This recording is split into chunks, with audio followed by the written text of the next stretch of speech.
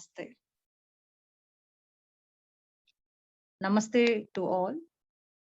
So we'll be starting with this new series, audio series on Guru-disciple relationship, an excellent book written by Swami Satyananda Saraswati. Unfortunately, the book is not available, so I am putting my efforts to give the content. Okay. So much has been expounded on this ancient and timeless tradition of Guru-disciple relationship. But this volume unifies the main areas of relevance for the day-to-day practical application of the Guru-disciple relationship.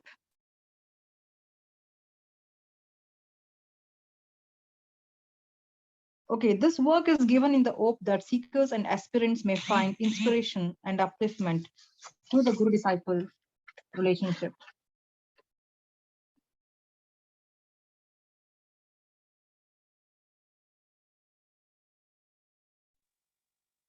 The following story was told to me by my Guru.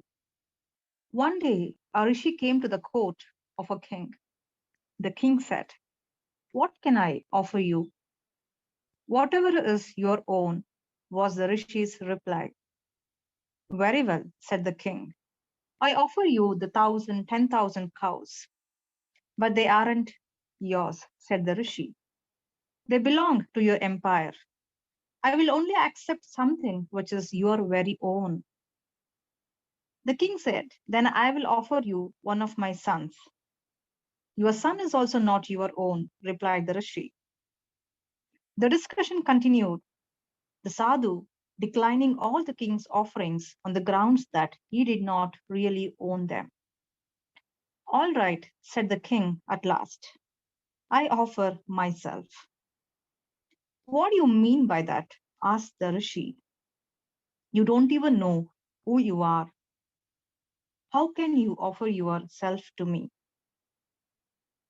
"Then I will give you my mind," said the king, after some deep thought. "That is my own." Still the rishi was not satisfied. "If you give your mind to someone, it means that you will think of that person and nothing else, unless it is specifically permitted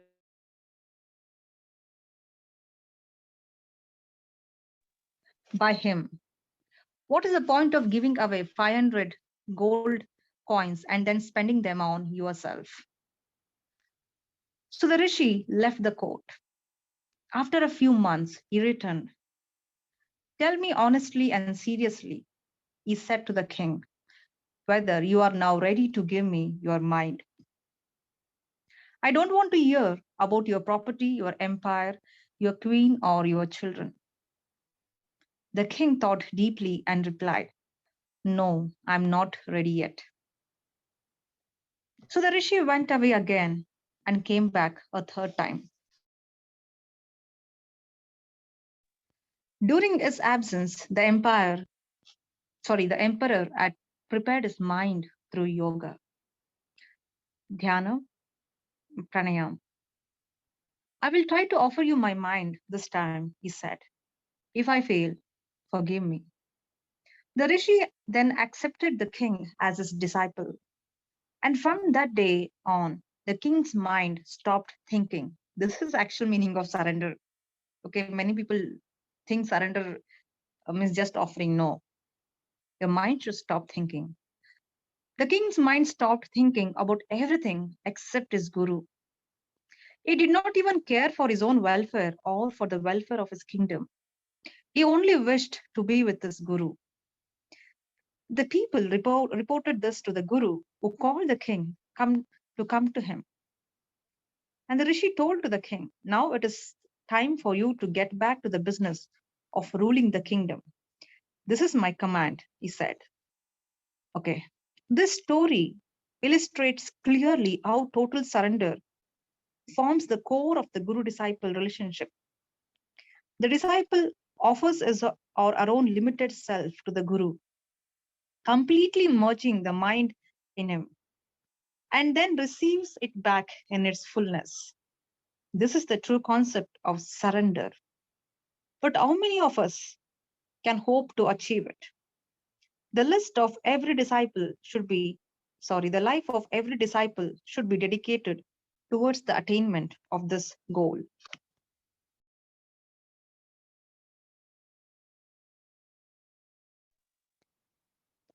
Necessity for the Guru.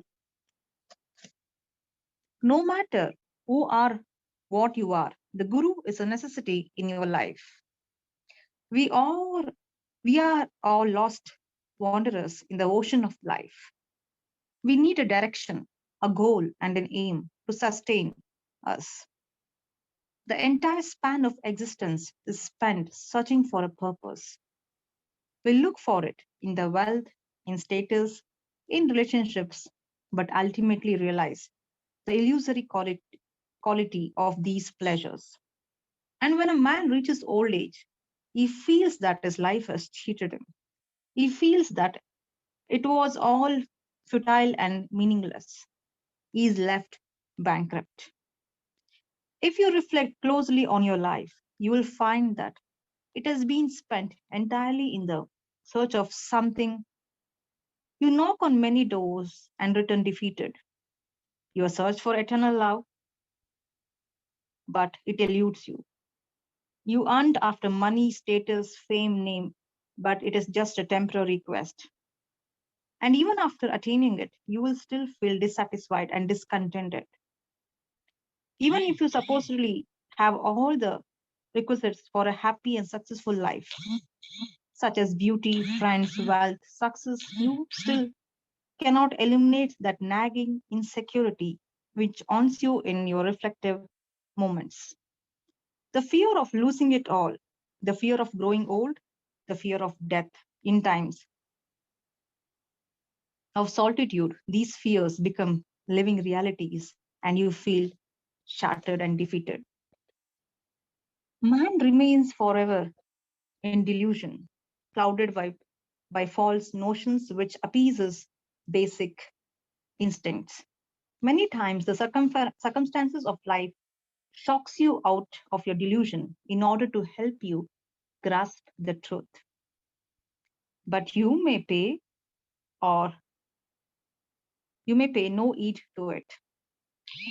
It is only the wise who recognize what life is trying to tell them and teach them, who recognize the symptoms, and they concede that there is more to life than the mere pleasures which have sustained them. It is then that they turn inwards and search for a more meaningful relationship with life. And it is in this realization that brings them to the quest of inner self. After all, the problem lies not in the world and the qualities we attribute to it, but in ourselves only.